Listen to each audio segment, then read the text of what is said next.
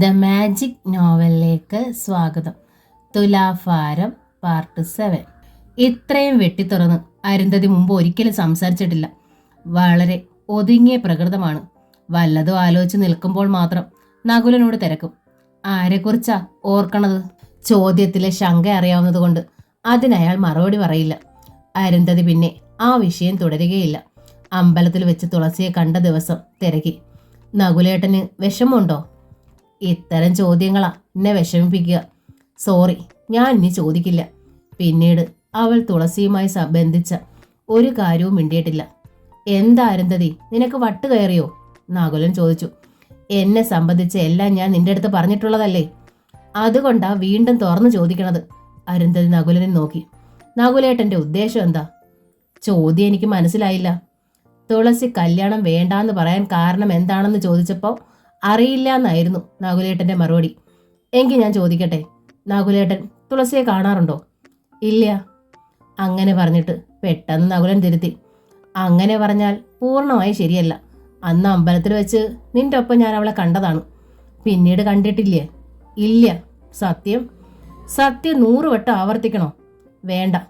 നമ്മുടെ കല്യാണ രാത്രിയിൽ നകുലേട്ടൻ എല്ലാം എൻ്റെ അടുത്ത് തുറന്നു പറഞ്ഞതാണ്. എനിക്കതിൽ യാതൊരു പരാതിയില്ലായിരുന്നു. ഞാൻ കേട്ടറിഞ്ഞ കാര്യങ്ങളായിരുന്നല്ലോ എല്ലാം. ഇനി അതൊന്നും ആവർത്തിക്കില്ലെന്ന് ഞാൻ ആവശ്യപ്പെടാതെ തന്നെ നകുലേട്ടൻ എനിക്ക് വാക്കും തന്നു. എനിക്കത് മതിയായിരുന്നു. ഞാൻ വാക്ക് പാലിക്കുന്നില്ലേ? ഇല്ല, അരുന്ധതി പറഞ്ഞു. നകുലനിൽ ഞെട്ടലുണ്ടായി. അന്ന് അമ്പലത്തിൽ വെച്ച് കണ്ട ശേഷം തുളസിയെ കണ്ടില്ല എന്ന് നകുലേട്ടൻ എൻ്റെ അടുത്ത് നുണ പറഞ്ഞില്ലേ? ഇല്ല. വീണ്ടും നുണ. അരുന്ധതിയുടെ ശബ്ദം ഉയർന്നു. ഒരു ദിവസം നകുലേട്ടനും അവൾ ഒരുമിച്ച് ബസ്സിലുണ്ടായിരുന്നില്ലേ? നകുലൻ ഒന്ന് പതറി, എങ്കിലും വിട്ടുകൊടുത്തില്ല. അത് വളരെ യാദൃശ്ചികം. ഞാൻ ബസ്സിൽ കയറി നിൽക്കാൻ തന്നെ ഇടമില്ല. ബസ് വിടും മുമ്പെയാ തുളസി ഓടി വന്ന് കയറിയത്. അവൾക്ക് സീറ്റ് കിട്ടി. ഒരു നോക്ക് എന്നെ കണ്ടുവോ എന്ന് സംശയം. പിന്നെ തിരിഞ്ഞു നോക്കിയിട്ടില്ല. സമ്മതിച്ചു. പക്ഷേ നകുലേട്ടൻ അതേപ്പറ്റി എൻ്റെ അടുത്ത് പറഞ്ഞിട്ടില്ലാലോ. ഇത്ര നിസ്സാര കാര്യങ്ങളൊക്കെ വന്ന് ബോധിപ്പിക്കണോ? ഓരോ നാട്ടിൽ ജീവിക്കുമ്പോൾ എത്രയോ വട്ടം ഇതൊക്കെ ആവർത്തിക്കപ്പെടും. നിന്നോടാരാ ഇത് വന്ന് റിപ്പോർട്ട് ചെയ്തത്? വീട്ടിൽ വേലി കെട്ടാൻ വരണ ചിണ്ടൻ ആ ബസ്സിലുണ്ടായിരുന്നത്രേ. അയാൾ അച്ഛനോട് പറഞ്ഞതാ. അച്ഛൻ അത് വന്ന് മോളോട് പറഞ്ഞു. അതിലെന്താ തെറ്റ്? ഇന്നലെയും ഇടവഴിയിൽ വെച്ച് നകുലേട്ടൻ അവളോട് മിണ്ടിയില്ലേ? വാചകം പോലും ഞാൻ പറയാം. വരും വഴിയാണോന്ന്? കള്ളമാണെങ്കിൽ പറയണം. ഇവിടെ മുറ്റമടിക്കണ തള്ളയാ പറഞ്ഞത്. നകുലൻ ശരിക്കും വിയർത്തുപോയി. അരുന്ധതി തുടർന്നു. ഇപ്പൊ ചന്ദ്രേട്ടത്തെയാ പറഞ്ഞത്. ആരോ പെണ്ണ് കാണാൻ വന്നിട്ട് തുളസി അവരുടെ മുന്നിലേക്ക് ചെന്നുപോലും ഇല്ലാന്ന്. കല്യാണം വേണ്ടാന്ന് പറഞ്ഞത്രേ. ചന്ദ്രേട്ടത്തി എന്തിനാ അതിവിടെ വന്ന് പറഞ്ഞത്? നകുലന് ശുണ്ടി വന്നു. നമ്മളെ തമ്മിൽ വഴക്കടിപ്പിക്കാനോ? ഇവിടെ വന്ന് പറഞ്ഞതൊന്നും അല്ല. തൊടിയിൽ നാളികേരം പറക്കുമ്പോൾ എന്നെ വേലിക്കലേക്ക് വിളിച്ചു. ഞങ്ങൾ തമ്മിൽ തൊട്ടുതെറിച്ച ബന്ധമുണ്ട്. ആ നിലയ്ക്ക് അടുത്തടുത്ത് താമസിക്കുമ്പോൾ കണ്ടമട്ട് നടിക്കാതിരിക്കാൻ പറ്റില്ലല്ലോ. എങ്കിൽ ഇനി അങ്ങനെ കണ്ടമട്ട് നടിക്കണ്ട. അരുന്ധതി ദേഷ്യമായി. തെറ്റ് ചെയ്യാത്ത എനിക്കാണോ ഇപ്പൊ ശിക്ഷ? നീ മാത്രമല്ല, ആരും ഇവിടെ തെറ്റ് ചെയ്തിട്ടില്ല. തെറ്റ് ചെയ്യാതിരിക്കാൻ വേണ്ടിയാ പറയണത്. ആവശ്യമില്ലാത്ത കമ്പനിക്കൊന്നും പോണ്ട. കല്യാണം കഴിച്ചാലും ഇല്ലെങ്കിലും ആഴ്ചയിൽ 5 ദിവസം തുളസി കൈതാരത്താണ്. ബാക്കിയുള്ള 2 ദിവസം വേണച്ചാ ഞാൻ ഈ ദേശം വിട്ടു പോയേക്കാം. ഭാര്യ സംശയരോഗിയായാൽ ഭർത്താവിന് മറ്റെന്ത് ചെയ്യാനാവും? അപ്പോ എല്ലാം എൻ്റെ സംശയമാണില്ലേ? അരുന്ധതിക്ക് സങ്കടം വന്നു. ഈ വീട്ടിൽ നിന്ന് വെളിയിൽ ഇറങ്ങണില്ല ഞാൻ. നേരം പുലരും മുമ്പ് ഉണരും. 11 മണിക്ക് ഉറങ്ങാൻ കിടക്കും വരെ ശരണത്തിരിക്കാതുള്ള പണിയാണ്. ഇതൊക്കെ ആർക്ക് വേണ്ടിയാ? ഈ കഷ്ടപ്പാടിനിടയിൽ ഞാൻ ഒരു മനുഷ്യരോടും മിണ്ടിക്കൂടാ. നകുലേട്ടൻ എല്ലാം ആവാം. മോളെ, ശേഖരമാരാർ വാതുക്കലെത്തി. നീ പറഞ്ഞതൊക്കെ ശരിയാ. നിനക്ക് വേദന ഉണ്ടാക്കണ ഒന്നും ഈ വീട്ടിലുണ്ടാവില്ല. അച്ഛൻ വാക്ക് തരാം. അതോടെ അരുന്ധതി കരഞ്ഞുകൊണ്ട് അകത്തേ കൂടിപ്പോയി. നകുല, മാരാർ മകനെ വിളിച്ചു. നകുലൻ അച്ഛനെ നോക്കി. എന്റെ മരുമോളാ തുളസി. ഈ വീട്ടിലുള്ള എല്ലാരെയും എനിക്കിഷ്ടം അവളോടാ. ഈ വീട്ടിൽ അവൾ പെരുമാറണത് കാണാനാ ഞാൻ ആഗ്രഹിച്ചത്. അതില്ലാതാക്കിയത് നീയാ, നിന്റെ എടുത്തുചാട്ടം. അച്ഛനും എന്നെ കുറ്റപ്പെടുത്തിക്കോളൂ. നകുലൻ പുറംതിരിഞ്ഞു നിന്നു. കുറ്റപ്പെടുത്തുവല്ല ഞാൻ, മാരാർ പറഞ്ഞു. കഴിഞ്ഞതൊക്കെ കഴിഞ്ഞു എന്നാ പറഞ്ഞുകൊണ്ട് വന്നത്. തുളസി ഇപ്പോൾ ഈ വീട്ടിൽ ആരുമല്ല. ഈ വീട്ടിലെ വിളക്ക് ഇപ്പോൾ അരുന്ധതിയാ. തുളസിയായിരുന്നു ഇവിടെ വന്നു കയറിയിരുന്നതെങ്കിൽ ഇത്രയും പ്രയോജനപ്പെടില്ലായിരുന്നു. ഗ്രഹത്തിലെ ലക്ഷ്മി എന്ന് പറഞ്ഞാൽ അതവളാ. ഈ വീടിന് വേണ്ടിയാ അത് ജീവിക്കണത്. അവൾ പറഞ്ഞത് മുഴുവൻ നേരാ. ഈ വീട്ടിൽ നിന്ന് വെളിയിൽ ഇറങ്ങണില്ല അത്. ഒക്കെ ഞാൻ സമ്മതിച്ചു, നകുലൻ പറഞ്ഞു. വെറുതെ എന്നെ സംശയിക്കരുതെന്നേ ഉള്ളൂ എനിക്ക്. എൻ്റെ മനസ്സിൽ ഇപ്പോൾ തുളസിയില്ല. ഈ കുടുംബത്തെക്കുറിച്ചാ ഞാൻ ഏതു നേരവും ചിന്തിക്കണത്. എന്ന് വെച്ച് എൻ്റെ ശത്രുവൊന്നും അല്ലല്ലോ തുളസി. മുന്നിൽ വന്നു പെട്ടാൽ മിണ്ടാതിരിക്കണത് എങ്ങനെയാ? മിണ്ടാതിരുന്ന അതൊരു പാപമായി പോകുമെന്ന് ഭയന്ന ഒരു വാക്ക് ചോദിച്ചത്. എല്ലാ അകത്തു നിന്ന് അരുന്ധതി കേൾക്കുന്നുണ്ടായിരുന്നു. നകുലൻ പറയുന്നത് അവൾക്ക് മനസ്സിലാകുന്നുണ്ടായിരുന്നു. ഒക്കെ ശരിയാ, എന്നാലും ഇനി അത്തരം മിണ്ടാട്ടമൊന്നും വേണ്ട, മാരാർ അറിയിച്ചു. നീ മിണ്ടിയില്ലെങ്കിലും അവൾക്ക് നിന്നെ മനസ്സിലാകും. ഇപ്പൊ നീ ശ്രദ്ധിക്കേണ്ടത് അരുന്ധതിയുടെ കാര്യ. ഈ വീട് തളിർക്കണമെങ്കിൽ അവളുടെ മനസ്സിൽ സന്തോഷവും സമാധാനവും ഉണ്ടാവണം. അവളെ നോവിച്ച നിനക്കും ഉണ്ടാവില്ലേ സമാധാനം. ക്രമേണ ഈ വീടും ക്ഷയിക്കും. നകുലൻ അച്ഛൻ്റെ മുഖത്തേക്ക് നോക്കി. പഴയതിലും രക്തപ്രസാദം ഇല്ലേ നിന്റെ മുഖത്ത്? മാരാർ ചോദിച്ചു. അത് നിന്റെ ഭാര്യയുടെ ഐശ്വര്യ. അവൾക്ക് ഈ കുടുംബത്തിലുള്ള ശ്രദ്ധ അത്ര വലുതാ. ആ ശ്രദ്ധ നീയായി നഷ്ടമാക്കരുത്. ഞാൻ എന്താ വേണ്ടത്? നകുലന്റെ സ്വരത്തിൽ അസഹ്യതയും ലേശ ഈർഷ്യയുണ്ടായിരുന്നു. അരുന്ധതിക്ക് സങ്കടം ഉണ്ടാവണം, ഒന്നും ചെയ്യാൻ പാടില്ല. എന്താ നടക്കൂ? നകുലൻ മുഖം കുനിച്ച് നിന്നതേ ഉള്ളൂ. നടക്കില്ല എന്നാണെച്ചാ ഈ നിമിഷം ഇറങ്ങാൻ ഞാൻ ഈ വീട്ടിൽ നിന്നു. എനിക്ക് വീടൊന്നും വേണ്ട താമസിക്കാൻ. അല്ലെങ്കിലും എൻ്റെ അന്ത്യകാലം സന്യാസത്തിലാണെന്ന് ജാതകത്തിലുണ്ട്. അച്ഛൻ എന്തു പറഞ്ഞാലും ഞാൻ അനുസരിക്കാം, നകുലൻ പറഞ്ഞു. ലിസ്റ്റ് ഇങ്ങോട്ട് പറഞ്ഞാ മതി. ഞാൻ പറയണില്ല, മാരാർ ചിരിച്ചു. അതൊക്കെ നിന്റെ ഭാര്യ പറയും. നീ അകത്തേക്കൊന്ന് ചെല്ല്. എന്നിട്ട് ആ കുട്ടി ഒന്ന് ആശ്വസിപ്പിക്കുക. നിനക്കായി മാത്രമാ അത് ജീവിക്കണത്. നിനക്കതറിയില്ലെങ്കിൽ എനിക്കറിയാം. ഒരു നിമിഷം കൂടി പഴയപടി നിന്നിട്ട് നകുലൻ തിരിഞ്ഞകത്തേക്ക് കയറിപ്പോയി. ശേഖരമാരാരുടെ മുഖം തെളിഞ്ഞു. അദ്ദേഹം മെല്ലെ പുറത്തേക്ക് നടന്നു. ചെന്നത് വടക്കേ മാരാത്തേക്കായിരുന്നു. വർഷങ്ങൾക്ക് ശേഷമാണ് ആ പടി കയറി ചെല്ലുന്നത്. ഉമ്മറത്തുണ്ടായിരുന്ന ശാരദ സന്തോഷം കൊണ്ട് ഏങ്ങി ഏങ്ങി കരഞ്ഞു.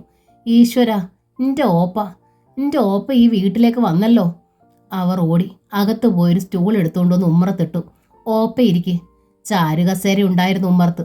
അത് പക്ഷേ ഗോവിന്ദമാരാർ ഇരിക്കുന്നതാണ്. മറ്റാരും അതിലിരിക്കണത് അയാൾക്ക് ഇഷ്ടമല്ല. ഗോവിന്ദമാരാർ സ്ഥലത്തില്ലാതിരുന്നത് ഭാഗ്യമായും ശാരദ കരുതി. രണ്ടാളും തമ്മിൽ നേർക്ക് നേർ കണ്ടാൽ ഒന്ന് പറഞ്ഞ് രണ്ടാമത്തേന് പരസ്പരം കോർക്കും. അതിന് കാരണങ്ങളൊന്നും വേണ്ട. സ്റ്റൂൾ കൊണ്ടുവന്നിട്ടിട്ടും ശേഖരമാരാർ അടുത്തേക്ക് വരാതിരുന്നപ്പോൾ ശാരദ യാചിച്ചു. ഒന്ന് വന്ന് ഈ ഉമ്മറത്തിരിക്കുവോ ഓപ്പേ? ഏതായാലും ഇവിടേക്ക് വന്നില്ലേ? ഇരിക്കാൻ വന്നതല്ല ഞാൻ, ശേഖരമാരാർ പറഞ്ഞു. എനിക്ക് തുളസിയോടൊന്ന് സംസാരിക്കണം. അവളെ ഒന്ന് വിളിക്ക്. ശാരദയ്ക്ക് അമ്പരപ്പായി. എങ്കിലും പെട്ടെന്ന് അവർ തിരിഞ്ഞ് അകത്തേക്ക് നോക്കി വിളിച്ചു. തുളസി കുട്ടി, ദാ നിന്നെ അമ്മാമ്മ വിളിക്കണു. അത്രയും പറഞ്ഞപ്പോഴേക്കും തുളസി ഉമ്മറ വാതിക്കലെത്തി. അമ്മാമ്മയെ മുറ്റത്ത് കണ്ട് അവൾക്ക് വല്ലാത്ത അമ്പരപ്പായി. കുട്ടി ഇങ്ങോട്ട് ഇറങ്ങി വരൂ, തുളസിയെ നോക്കി ശേഖരമാരാർ ആവശ്യപ്പെട്ടു. ഭയന്ന മുഖത്തോടെയാണ് തുളസി ഇറങ്ങി മുറ്റത്തെത്തി. അമ്മാമ്മയോടൊപ്പം കുട്ടി ഒന്ന് പടിപ്പുര വരെ വരൂ, നിക്ക് അല്പം സംസാരിക്കാനുണ്ട്. തുളസിയുടെ ഭയം വർദ്ധിച്ചു. അമ്മാമ്മ നല്ലവനും സൗമ്യനുമാണ്. എങ്കിലും നിസ്സാരമല്ലാത്ത എന്തോ കാര്യമുള്ളതുകൊണ്ടാണ് അദ്ദേഹം ഈ വീടിന്റെ മുറ്റത്തേക്ക് കയറി വന്നത്. തുളസി തിരിഞ്ഞ് അമ്മയെ ഒന്ന് നോക്കി.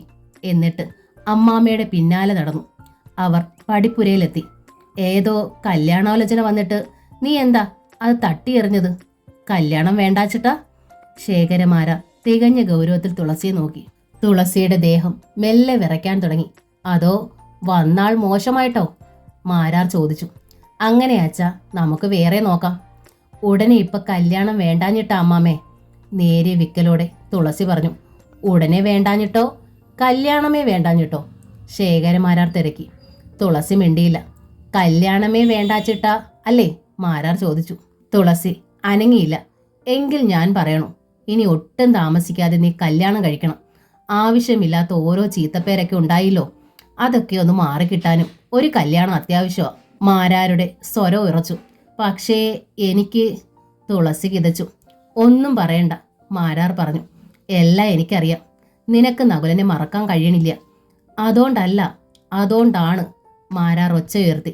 നിനക്കൊരു നല്ല ജീവിതം ഉണ്ടാകാൻ വേണ്ടി മാത്രമല്ല ഞാനിത് പറയണത്.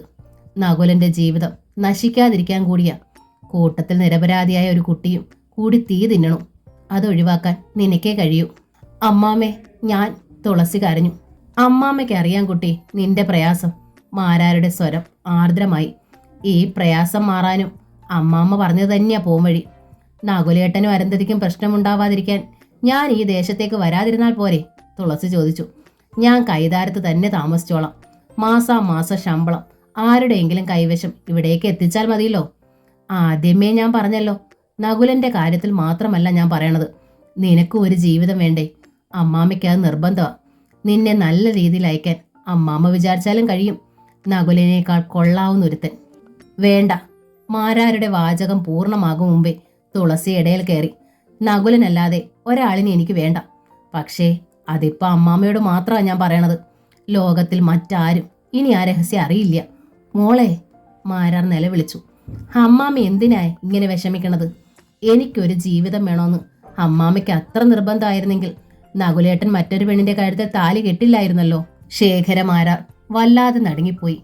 അയാൾക്ക് ശബ്ദം നഷ്ടമായി. അമ്മാമ്മ വിഷമിക്കണ്ട, തുളസി പറഞ്ഞു. എന്നെ കൊണ്ട് ഇനി ഒരു പ്രശ്നം ഉണ്ടാവില്ല. പറഞ്ഞിട്ട് അവൾ തിരിഞ്ഞു നടന്നു. വീട്ടിനകത്ത് ചെന്ന് ബാഗിൽ തുണികൾ മടക്കി വെച്ചു. ഇതെന്തിനാ ഇപ്പൊ പാക്ക് ചെയ്യുന്നത്? ചന്ദ്രിക വന്ന് തുളസിയോട് ആരാഞ്ഞു. നാളെയല്ലേ പോണുള്ളൂ? അല്ല, ഞാൻ ഇപ്പൊ തന്നെ ഇറങ്ങാം. അതെന്താ പ്ലാൻ മാറ്റിയത്? മാറ്റി വെറുതെ. അത് കളാ, എന്തോ കാരണമുണ്ട്. എന്തേ അമ്മാമ്മ വന്ന് പറഞ്ഞത്? ചോദിക്കാതെ തന്നെ അറിയില്ലേ? എനിക്കോ? ചന്ദ്രിക കണ്ണു മിഴിച്ചു. ഇതെന്തേ തുളസി ഇങ്ങനെയൊക്കെ പറയണത്? ഞങ്ങൾ ഇവിടേക്ക് വന്നത് തുളസിക്ക് ഇഷ്ടമായില്ലേ? ഇനി അതുകൂടി പറഞ്ഞുണ്ടാക്കിക്കോളൂ. തുളസിക്ക് അസഹ്യത വന്നു. ആരെന്ത് ചെയ്താലും എനിക്കൊന്നുമില്ല. എന്നെ ഒന്ന് വെറുതെ വിട്ടാൽ മതി. ബാഗിന്റെ സിബ് വലിച്ചിട്ട് എഴുന്നേറ്റ് തുളസി. അപ്പോഴേക്കും ശാരദയെ മുറിയിലെത്തി. എന്തു പറ്റി പെട്ടെന്ന്? അവർക്ക് പരിഭ്രമമായി. ഒന്നും പറ്റിയില്ല, ഞാൻ ഇറങ്ങുവാ. ബാഗും ചുമലിൽ തൂക്കി തുളസി പുറത്തേക്ക് നടന്നു. ബസ്സിലിരിക്കുമ്പോൾ തുളസിക്ക് നെഞ്ചു പൊടിയുന്നത് പോലെ തോന്നി. മാനസികമായി അവളെല്ലാം ഉപേക്ഷിച്ച് പോരുകയായിരുന്നു. സ്വന്തം വീടും നാടും ഉപേക്ഷിച്ച്. പ്രിയപ്പെട്ടതായി ഇനി അവിടെ എന്താണുള്ളത്? തൃക്കയിലെ തേവരോ? വടക്കേ മാരാത്തെ വീടിന് തന്നെ ആവശ്യമില്ല. മാസാമാസം ശമ്പളം അങ്ങോട്ട് എത്തിച്ചാൽ മതി. നെഞ്ചിലുടക്കുന്ന വേദന നകുലേട്ടനെ ഓർത്താണ്. അടുത്ത ജന്മത്തിലെങ്കിലും ഒന്നിക്കാനാവുന്ന പ്രതീക്ഷയിലാണ് ഇപ്പോഴും മനസ്സ് ശാന്തമാവുന്നത്. പക്ഷേ അടുത്ത ജന്മത്തിൽ പോലും വിട്ടുതരാൻ കഴിയാത്ത വിധമാണ് അരുന്ധതി നകുലേട്ടനെ സ്നേഹിക്കണതെങ്കിലോ? വേണ്ട, തുളസിക്കാരും വേണ്ട. കൈതാരത്ത് ചെന്നിറങ്ങി ബാഗുമായി അവൾ നേരെ സ്കൂളിലേക്കാണ് പോയത്. ഹെഡ് മാസ്റ്റർ അവധിയിലായിരുന്നു. പകരം ചാർജ് അബുമാഷിനായിരുന്നു. തുളസിയുടെ വല്ലാതെ ക്ഷീണിച്ചു പോയി. രുക്മിണി ടീച്ചർ അഭിപ്രായപ്പെട്ടു. ഏട്ടത്തിയോടൊപ്പം താമസിച്ച സ്ഥിതിക്ക് ഞാൻ വിചാരിച്ചു നന്നാവുമെന്നാ. ആഴ്ച തോറും വീട്ടിൽ പോണത് കൊണ്ടാവും. അവിടെ ദാരിദ്ര്യമല്ലേ. മാസത്തിലൊരിക്കൽ പോയാൽ മതിയെന്ന് വെച്ചുകൂടെ കുട്ടിക്ക്? ഇവിടെ നിന്നാൽ ഏട്ടത്തിക്ക് ഒരു ആശ്വാസമാവുമല്ലോ. എന്തെങ്കിലും ദുരർത്ഥം മനസ്സിൽ ഒളിച്ചു വെച്ചുകൊണ്ടാണോ അവർ സംസാരിക്കുന്നതെന്ന് തുളസിക്ക് മനസ്സിലായില്ല. അവൾ മറുപടി ഒന്നും പറഞ്ഞതുമില്ല. ഉണ്ണിരവി മാഷ് ഇല്ലാത്തത് കൊണ്ട് എല്ലാ ക്ലാസ്സുകളിലും ഒരു തരം ഉഴപ്പ് പ്രകടമായിരുന്നു. വൈകുന്നേരം ക്ലാസ് കഴിഞ്ഞ് പോരുമ്പോൾ വത്സല ടീച്ചർ ഉണ്ടായിരുന്നു തുളസിയോടൊപ്പം. ഉണ്ണിരവി മാഷിനെ കുറിച്ച് കൈതാരത്ത് ചിലതൊക്കെ കേൾക്കുന്നുണ്ടല്ലോ തുളസി. വത്സല തുളസിയോട് ആരാഞ്ഞു. കുട്ടി കേട്ടായിരുന്നോ? എന്താ ടീച്ചർ? തുളസി തിരക്കി. തന്നെയും മാഷയും ചേർത്തുള്ള വല്ല കഥകളുമാണോ എന്നായിരുന്നു അവളുടെ ഭയം. ഞാൻ പറഞ്ഞുവെന്ന് ആരോടും പറഞ്ഞേക്കരുതേ. ചുറ്റും കണ്ണോടിച്ചിട്ട് ടീച്ചർ ശബ്ദം താഴ്ത്തി. മാഷിന് ഭ്രാന്താണെന്ന്. തുളസി ഞെട്ടിപ്പോയി. എന്ന് വെച്ച് സാധാരണ പോലെ ബഹളം വെക്കണ ഭ്രാന്തൊന്നും അല്ല. ഒരു തലം ലഘു മനോരോഗം. അതാ ഏതോ ആയുർവേദ മനോരോഗ ചികിത്സാലയത്തിൽ ചികിത്സിക്കണുണ്ടത്രേ. അതിനായിട്ടാ ഇടയ്ക്കിടെ കാരണം പറയാതെ ലീവ് എടുത്ത് മുങ്ങണതെന്ന്. തുളസിയുടെ കണ്ണുകൾ മിഴിച്ചപടിയിരുന്നു. ആള് പക്ഷെ പാവമാ. വത്സല തുടർന്നു. നല്ലവനുമാ. തുളസിക്ക് വല്ലാത്ത സഹതാപം തോന്നി. ഇടയ്ക്ക് എപ്പോഴോ ഒരു മുറപ്പെണ്ണിന്റെ കാര്യം പറഞ്ഞു തോർക്കുന്നു. തുളസി വത്സലയെ നോക്കി. ശരിയാ, മുമ്പെയൊക്കെ അതിനെക്കുറിച്ച് ഇടയ്ക്കിടെ പറയാറുണ്ട്. അതിന്റെ പിറന്നാളിന് സ്വീറ്റ്സ് കൊണ്ട് തരാറുണ്ട്. ഇപ്പൊ ഒന്നും പറഞ്ഞു കേൾക്കാറില്ല. ആരോ പറഞ്ഞത് ആ കുട്ടി അരയ്ക്ക് കീഴോട്ട് തളർന്നു കിടക്കുകയാണെന്നാ. അതാ മാഷ് കല്യാണം കഴിക്കാത്തതെന്ന്. അവർ തമ്മിൽ അത്ര സ്നേഹമായിരുന്നത്രേ. അതൊക്കെ ആവും ഒരുപക്ഷെ മാഷിന്റെ പ്രശ്നം. തുളസിയുടെ മനസ്സൊന്ന് പിടഞ്ഞു. വത്സലയ്ക്ക് തിരിയേണ്ട കവലയായി. എങ്കിൽ ഞാൻ നടക്കട്ടെ തുളസി. അപ്പോ കേട്ടതൊന്നും രണ്ടാമതൊന്നും ഓർക്കുകൂടി അരുതേ. വത്സല നടന്നുപോയി. തുളസി ഒരു നിമിഷം തളർച്ചയിൽ വഴിയോരത്ത് നിന്നുപോയി. അരയ്ക്ക് കീഴോട്ട് തളർന്നു കിടക്കുന്ന ഒരു ക്ഷീണിച്ച സ്ത്രീരൂപവും ഐശ്വര്യത്തിന്റെ നിറവാർന്ന ഒരു മുഖവും തുളസിയുടെ കൺമുന്നിൽ തെളിഞ്ഞു വന്നു. മാഷിന് ഏറ്റവും ചേരുന്നൊരു മുഖമായിരുന്നു അത്. നനവുള്ള വലിയ കണ്ണുകൾ. തുളസി വീട്ടിലെത്തിയപ്പോൾ ഉമ്മറപ്പടിയിൽ ലക്ഷ്മി ഇരിക്കുന്നുണ്ടായിരുന്നു. വാഴനാര് കൊണ്ട് കുറുമൊഴി മുല്ലയുടെ മുട്ടുകൾ കെട്ടുകയായിരുന്നു അവൾ. നിന്നെ കാത്തിരിക്കുകയായിരുന്നു ഞാൻ. തുളസിയെ കണ്ടതും ലക്ഷ്മി പുഞ്ചിരിച്ചു. വരാൻ വൈകിയപ്പോൾ ഞാൻ വിചാരിച്ചു നീ വീട്ടിൽ നിന്ന് പോകുന്നില്ലായിരിക്കുമെന്ന്. വത്സല ടീച്ചറുമായി വർത്താനം പറഞ്ഞുകൊണ്ട് സാവധാനം നടന്നു. തുളസി പറഞ്ഞു. അതാ വൈകിയത്. ലക്ഷ്മി എഴുന്നേറ്റു. നീ വാ, ഞാൻ ചായ എടുക്കാം. വേണ്ട, ഏട്ടത്തി മാല കെട്ടിക്കോളൂ, ഞാൻ എടുത്ത് കഴിച്ചോളാം. എന്നിട്ട് ലക്ഷ്മി തുളസിയുടെ കൂടെ എത്തി. കൃഷ്ണേട്ടൻ ഇന്ന് വരുമോ? തുളസി ചോദിച്ചു. എന്താ ഇന്ന് പ്രത്യേകത? ഞാനിവിടെ തുണയുള്ളത് കൊണ്ട് ടൗണിൽ തങ്ങുമെന്ന് സംശയിച്ച? ഏയ്, ലക്ഷ്മി ചിരിച്ചു. ഞാനിവിടെ തനിച്ചുള്ളപ്പോൾ ടൗണിൽ തങ്ങിയാലും നീ ഇവിടെ ഉള്ളപ്പോൾ കക്ഷി വരാതിരിക്കില്ല. തുളസിയിൽ ഒരു ഞെട്ടലുണ്ടായി. എന്തർത്ഥത്തിലാണ് ലക്ഷ്മിയേട്ടത്തെ അങ്ങനെ പറഞ്ഞത്? ആ ഉള്ളിൽ എന്തെങ്കിലും ഉണ്ടോ? പക്ഷേ ലക്ഷ്മിയുടെ മുഖത്ത് അസാധാരണമായി ഒന്നുമില്ലായിരുന്നു. കൃഷ്ണേട്ടന് നിന്നെ അത്ര ഇഷ്ടമാ, അത്ര മതിപ്പുമാ. ലക്ഷ്മി പൂർത്തിയാക്കി. അതെന്താ അങ്ങനെ? തുളസി ചോദിച്ചു. എനിക്കങ്ങനെ തോന്നിയിട്ടില്ലാലോ. എനിക്ക് തോന്നിയിട്ടുണ്ട്. ആ സംസാരത്തിൽ എന്തോ പന്തികേടുള്ളതുപോലെ തുളസിക്ക് തോന്നി. അവൾ സംസാരം നിർത്തി. കൃഷ്ണേട്ടൻ എപ്പോഴും നിന്നെപ്പറ്റി പറയും. ലക്ഷ്മി തുടർന്നു. നിന്നെ കണ്ടുപഠിക്കാൻ എന്നെ ഉപദേശിക്കും. അതൊരു തരം കുറുമ്പ. തുളസി മുഖം വീർപ്പിച്ചു. എന്താ നീ അങ്ങനെ പറഞ്ഞത്? അല്ലെങ്കിൽ പിന്നെ എന്നെ കണ്ടുപഠിക്കാൻ പറയണത് എന്തിനാ? ഞാനത്ര മഹതിയാ? ബാക്കിയുള്ളവരുടെ അവസ്ഥ എന്താണെന്ന് ബാക്കിയുള്ളവർക്കേ അറിയൂ. പറഞ്ഞു വന്നപ്പോൾ തുളസിയുടെ കണ്ണുകൾ നിറഞ്ഞു. മോളെ, ലക്ഷ്മി തുളസിയുടെ കൈ പിടിച്ചു. നിനക്ക് ലക്ഷ്മിയേട്ടത്തിയുണ്ട്. തുളസി ഒന്നും മിണ്ടിയില്ല. ഇവിടെ ഞാനും കൃഷ്ണേട്ടനും മാത്രമല്ലേ ഉള്ളൂ. എത്ര കാലം വേണേച്ചാലും നിനക്കിവിടെ നിൽക്കാം. ഞങ്ങളുടെ ചുമതലയിൽ നിന്റെ കല്യാണം നടത്തണമെന്നാ എനിക്ക്. കൃഷ്ണേട്ടനോട് ഞാനിത് പറയുകയും ചെയ്തു. അവിടെ എനിക്ക് വേണ്ടി കല്യാണം ആലോചിക്കുന്നുണ്ട്. അതിൽ നിന്ന് രക്ഷപ്പെട്ടാ ഞാൻ ഇങ്ങോട്ട് പോകുന്നത്. അങ്ങനെ പറഞ്ഞാലോ മോളെ? ലക്ഷ്മി ചോദിച്ചു. നിനക്കൊരു ജീവിതം വേണ്ടേ? ഞാൻ ജീവിക്കുകയാണല്ലോ. നീ ഇപ്പോഴും നകുലന്റെ ചിന്തയില്ല, എനിക്കറിയാം. ഇല്ലെങ്കിൽ ഇങ്ങനെ പറയില്ല. ആ ചിന്തയിൽ നിന്ന് രക്ഷപ്പെടാനാ ഞാൻ ഇങ്ങോട്ട് പോകുന്നത്. ഇനി മുതൽ ശമ്പളം അയച്ചു കൊടുക്കണതേ ഉള്ളൂ. എനിക്കിനി നമ്മുടെ നാട്ടിലേക്ക് പോണ്ട. തുളസിയുടെ തൊണ്ടയിടറി. ലക്ഷ്മിക്ക് വല്ലാതെ അമ്പരന്നു പോയി. തുളസിയെ കരയിക്കേണ്ട എന്ന് കരുതി അവൾ ആ വിഷയം വിട്ടു. രാത്രി 8 മണിയോടെ കൃഷ്ണചന്ദ്രൻ എത്തി. അയാൾ കുളി കഴിഞ്ഞു വന്ന ശേഷം ഒരുമിച്ചിരുന്നാണ് മൂവരും ഭക്ഷണം കഴിച്ചത്. ലക്ഷ്മി സൂചിപ്പിച്ചതുപോലെ കൃഷ്ണചന്ദ്രൻ തുളസിയോട് വലിയ താല്പര്യമൊന്നും കാണിച്ചില്ല. ആകെ ചോദിച്ചത് എപ്പോൾ വന്നു എന്നു മാത്രമാണ്. ഉറങ്ങാൻ പോകും മുമ്പ് ലക്ഷ്മി എന്തോ ഗുളിക കഴിക്കണത് കണ്ടു. എന്താ ഏട്ടത്തിയത്? തുളസി തിരക്കി. വയറ്റിൽ ഇടയ്ക്കിടെ ഒരു നോവ്. ലക്ഷ്മി പറഞ്ഞു. ഒരു ഗൈനക്കോളജിസ്റ്റ് കുറിച്ച് തന്നതാ. എന്താ ഏട്ടത്തി? തുളസിക്ക് ഉത്കണ്ഠ. ലക്ഷ്മി മറുപടി പറയാൻ മടിച്ചു. സീരിയസ് ആയി എന്തെങ്കിലും ഉണ്ടോന്നറിയാൻ ചോദിച്ചതാ. അല്പം സീരിയസാ. ലക്ഷ്മിയുടെ മുഖത്തെ പ്രകാശം അണഞ്ഞു. യൂട്രസിൽ ട്യൂമർ പോലെ എന്തോ ഒന്ന്. തുളസിയിൽ നടുക്കമുണ്ടായി. പേടിക്കാനൊന്നുമില്ല. ഗുളിക കൊണ്ട് പ്രയോജനമൊന്നും ഉണ്ടായില്ല അച്ഛാ. ഒരു ചെറിയ സർജറി വേണ്ടി വരുമെന്ന് ഡോക്ടർ പറഞ്ഞു. ഏതായാലും നീ ഉണ്ടല്ലോ ഇവിടെ, അതൊരാശ്വാസമായി തോന്നും എനിക്ക്. ലക്ഷ്മി മുഖം തുടച്ചു. തുളസിയുടെ സർവ്വ ഊർജവും നഷ്ടമായി. അതേപ്പറ്റി കൂടുതൽ ചിന്തിക്കാൻ അവൾക്ക് ധൈര്യമുണ്ടായില്ല. പൊടുന്നനെ ഉണ്ണിരവി മാഷുടെ മുഖവും അവളുടെ ഓർമ്മയിലെത്തി. പിറ്റേന്ന് മാഷ് സ്കൂളിലെത്തിയിരുന്നു. ആ മുഖത്ത് വലിയ സന്തോഷം. കവിളിൽ എണ്ണയുടെ തിളക്കം, നെറ്റിയിൽ ചന്ദനവര. മാഷ് ഇന്നലെ എവിടായിരുന്നു? തുളസി ചോദിച്ചു. വത്സല ടീച്ചർ പറഞ്ഞതെല്ലാം അവളുടെ ഓർമ്മയിലുണ്ടായിരുന്നു.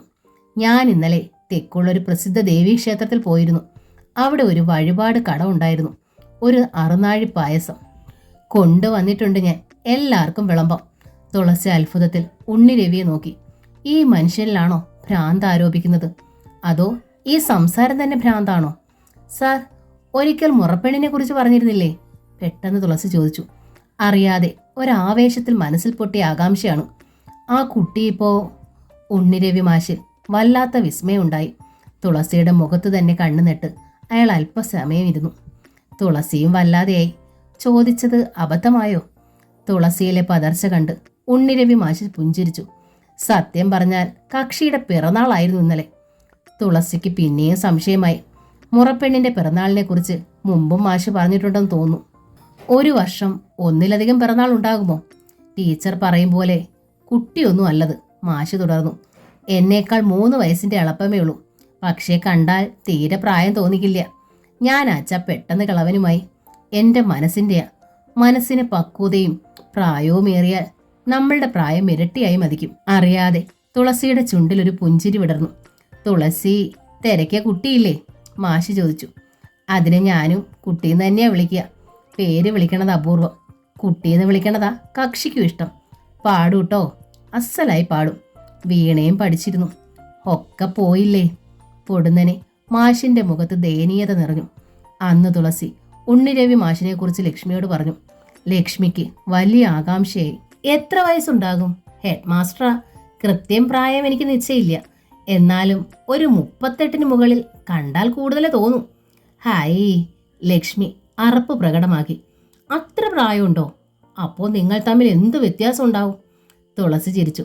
എൻ്റെ ഒരു സഹപ്രവർത്തനെക്കുറിച്ച് ഞാൻ താല്പര്യപൂർവ്വം പറഞ്ഞപ്പോൾ ഏട്ടത്തി കരുതിയത് ഞാൻ അയാളെ കല്യാണം കഴിക്കാൻ മോഹിച്ചു എന്നാണോ? അങ്ങനെയല്ല ലക്ഷ്മി വിക്കി. ഞാനിപ്പോൾ സദാ ചിന്തിക്കണത് നിന്നെ ഒരു കരയ്ക്കെത്തിക്കണതിനെ കുറിച്ച് മാത്രമാ. നല്ല കാര്യാ, തുളസി ചിരിച്ചു. പക്ഷേ കല്യാണാലോചന മുറുക്കിയാൽ എനിക്ക് തോന്നുക മറിച്ചാ, എന്നെ കൊണ്ട് ഇവിടെ ഒരു ശല്യമായിട്ടുണ്ടെന്ന്. അങ്ങനെ നീ കരുതിയാലും വേണ്ടിയില്ല, ലക്ഷ്മി പറഞ്ഞു. സാരയില്ല, തുളസി തല കുലുക്കി. നാട്ടിൽ നിൽക്കാൻ നിവൃത്തിയില്ലാത്തത് കൊണ്ടാ ഇങ്ങോട്ട് പോകുന്നത്. ഇനിയിപ്പം ഇവിടുന്നും പോകേണ്ടി വന്നാൽ വിഷമമൊന്നുമില്ല. രുക്മിണി ടീച്ചറുടെ കുത്തുവാക്ക് കേട്ടോളാം ഞാൻ. അതിന് നിന്നെ ഞാൻ വിട്ടിട്ട് വേണ്ടേ? ലക്ഷ്മി ചോദിച്ചു. മരിക്കാൻ തീരുമാനിച്ച എന്നെ ജീവിതത്തിലേക്ക് തിരിച്ചു കൊണ്ടുവന്നത് നീയാ. അന്ന് നീ പറഞ്ഞപ്പോൾ ഞാൻ അനുസരിച്ചു. ഇപ്പോൾ ഞാൻ പറയണത് നീയും അനുസരിക്കണം. തുളസി അതിന് മറുപടി പറഞ്ഞില്ല. ആ മാസം അവൾ വീട്ടിലേക്ക് പോയതേയില്ല. രൂപ മണി ഓർഡറായി അയച്ചു. കുട്ടികൾക്കുള്ള ഡ്രസ്സ് വാങ്ങി ലക്ഷ്മി പോയപ്പോൾ കൊടുത്തു വിടുകയും ചെയ്തു. തുളസി സ്കൂളിൽ പോയ ശേഷമാണ് ലക്ഷ്മി പോയത്. സ്കൂൾ വിട്ട് തുളസി വന്നപ്പോഴേക്കും തിരിച്ചെത്തുകയും ചെയ്തു. കൃത്യം 1 മണിക്കൂറാ ഞാൻ വീട്ടിൽ നിന്നത്. സന്ധ്യയ്ക്ക് നീ ഇവിടെ തനിച്ചാകുമല്ലോ എന്നോർത്താ അമ്മ വിട്ടത്. അമ്മയ്ക്ക് വലിയ പരാതി നിന്നെക്കുറിച്ച്. നിന്റെ അവസ്ഥ ഞാൻ ചുരുക്കി വിവരിച്ചു. അമ്മയ്ക്കത് മനസ്സിലായി. പക്ഷേ കുട്ടികൾക്ക് നിന്നെ കാണാതെ വലിയ സങ്കടം. തുളസിയുടെ കണ്ണുകൾ നിറഞ്ഞു. മറ്റൊന്നുകൂടി അറിഞ്ഞു. ലക്ഷ്മി വിഷമത്തിൽ തുളസിയെ നോക്കി. നിന്നോട് പറയണ്ടാന്ന് ഞാൻ വിചാരിച്ചതാ. എന്താ ഏട്ടത്തി? തുളസിയുടെ മുഖത്ത് പരിഭ്രമം വന്നു. നിന്നെ ബാധിക്കേണ്ട പ്രശ്നമല്ല, എന്നാലും പറയാ. ഏട്ടത്തി പറയൂ. നകുലന്റെ കാര്യ. തുളസിയുടെ മുഖം ദീനമായി. നകുലനും ആ കുട്ടിയും കൂടി എപ്പോഴും വഴക്കാണത്രേ. തുളസിയുടെ മുഖം താണു. ചാന്ദ്രി പറഞ്ഞതാ. മറ്റുള്ളവരോട് വലിയ കാര്യമാ, പക്ഷേ നകുലനുമായി അതിന് തീരെ ചേർച്ചയില്ലാത്രേ. നിന്റെ കാര്യ എപ്പോഴും വിഷയം. നീ കല്യാണം കഴിക്കാത്തതാ ആ കുട്ടിക്ക് പ്രശ്നം. നീ ഇപ്പോഴും നകുലനെ ഓർത്ത് കഴിയാണ്. അവൻ നിന്നെ കാണാൻ വരും. നിങ്ങൾ തമ്മിൽ ഇപ്പോഴും അടുപ്പമുണ്ട് എന്നൊക്കെ അതിന്റെ വിചാരം. നകുലൻ എവിടെങ്കിലും പോയി വരാൻ വൈകിയാൽ കൈതാരത്തിന് പോയതല്ലേന്ന് ചോദിക്കൂ അത്രേ. നകുലന്റെ സ്വഭാവം അറിയാലോ. ഇത്തിരി മതി ശോഭിക്കാൻ, പിന്നെ വഴക്കായി. നകുലൻ ഇറങ്ങിപ്പോവും. ആ കുട്ടി പട്ടിണി കിടക്കും. നിയന്ത്രണം വിട്ട് തുളസി ഏങ്ങിക്കരഞ്ഞു. നീ എന്തിനാ കരയണത്? ഇതൊന്നും നിന്റെ കുറ്റമല്ലല്ലോ. നിസ്സാര കാര്യത്തിന് നിന്നെ തള്ളിക്കളഞ്ഞതല്ലേ. 2 പ്രാവശ്യം ആ കുട്ടി വീട് വിട്ട് ഇറങ്ങിപ്പോയത്രേ, അതിൻ്റെ വീട്ടിലേക്ക്. പിന്നെ അമ്മാമ്മ ചെന്ന് കൂട്ടിക്കൊണ്ടുവരികയായിരുന്നു. നിന്റെ ശാപമാണെന്നാ നാട്ടുകാർ പറയണത്.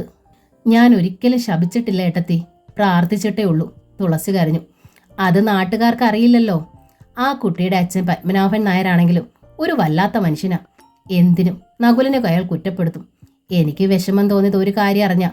നകുലൻ കള്ളു കുടിക്കാനും തുടങ്ങിയത്രേ. ചന്ദ്രി പറഞ്ഞതാ, വിശ്വസിക്കണ്ട. പക്ഷേ വീട്ടിൽ സ്വൈര്യമില്ലാതായാൽ എന്ത് ചെയ്യും?